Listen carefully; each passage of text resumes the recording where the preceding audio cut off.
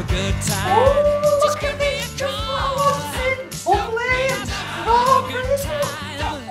Yes, I'll have a good time. I don't want to stop. Survival of the Pearly Day.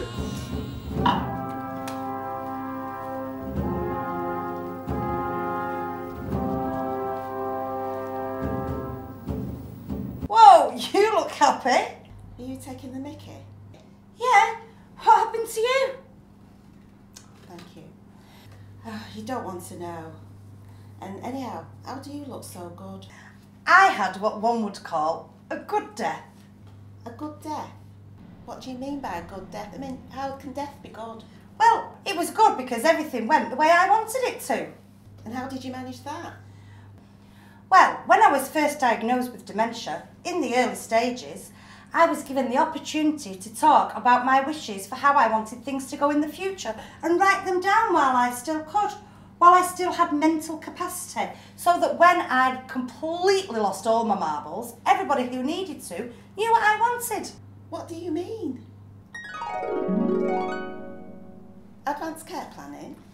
Yes, it's a process which enables you to have a discussion with those who are providing your care about your preferences and wishes and allows you to express any concerns you may have. I told my GP my main concern was that someone would put the wrong set of false teeth in my mouth, God forbid. It does happen, you know. And I also said I don't want to go to that local hospital, or in fact any hospital. I wanted to stay in the care home.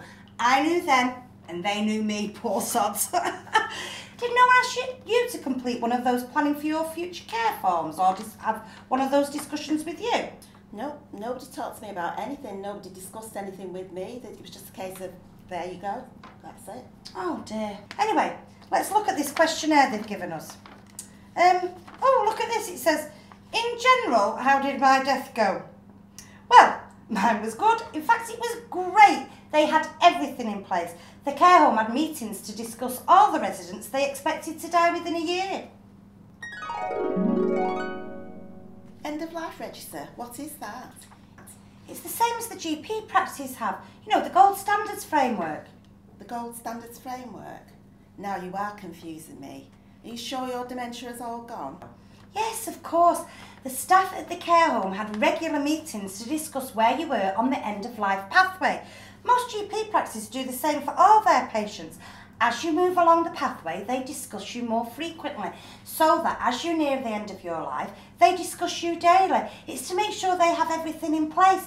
So from forms they needed to make sure I didn't go into hospital unnecessarily, to equipment they needed to care for me, such as a really fancy bed and a mattress. It prompts questions like DNAR.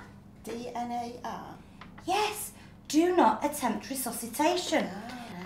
Because they knew I was dying and I couldn't really tell them what I wanted by then, they felt it would not be in my best interest to resuscitate me. And aren't I glad they took notice of another of one of my advanced care plan wishes. My family were up for it as well. I always said to them, I don't want a stranger jumping on my chest. What about you?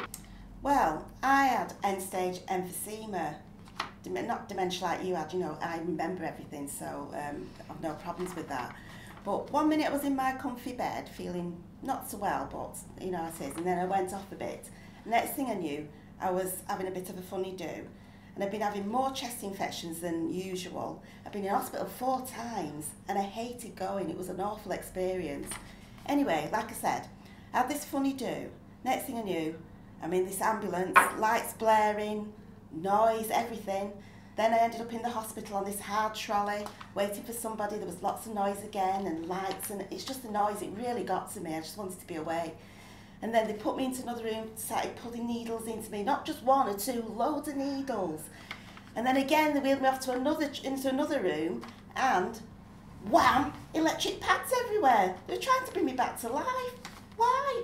All I wanted to do was to die in peace. Why didn't they just let me just die in peace and leave me alone? Oh, I am sorry. I just died peacefully. Everyone knew what was best for me, but you see, I'd had the conversations about it all. They even let out of hours GP know that I didn't want to go to hospital. I wanted to remain at the home, and they also let the ambulance service know. So if anyone would have called them, they would have respected my wishes too. They even had anticipatory drugs just in case I got any pain or felt sick, and the nurses and carers were so lovely to me and my family. So you had medication in case? Yes, they put me on the Liverpool Care Pathway, which is a legal document, you know. It has everything in it, such as advanced care planning, including where I wanted to be, my preferred priority for care, DNAR, patient care, symptom control, do I want my vicar to visit, everything. It's great. It even had a page that made sure my family were given all the support and information they needed after I died. Brilliant. My GP even let out-of-hours doctors know that he would sign the death certificate because they were expecting me to die. They knew the reason why. And so when I did, my chosen undertaker came to get me. So what would happen if your GP hadn't signed that document? Well, it would have been awful.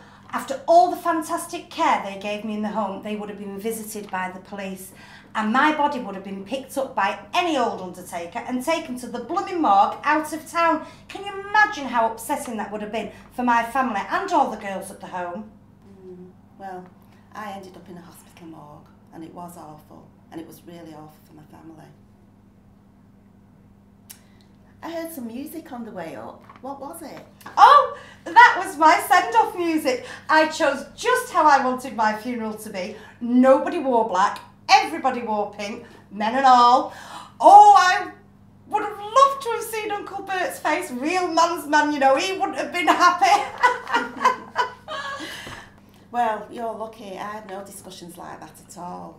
In fact, I think it was that the family just didn't want to discuss it with me because they were scared of upsetting me. And I suppose I didn't really want to talk about it to them because I was scared of upsetting them.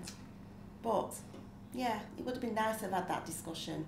I'd like them to have known what I wanted. Those conversations wouldn't have made you die any sooner. Dying matters, you know. Yes, but anyway, it's too late for me, but... Not It's too late for others.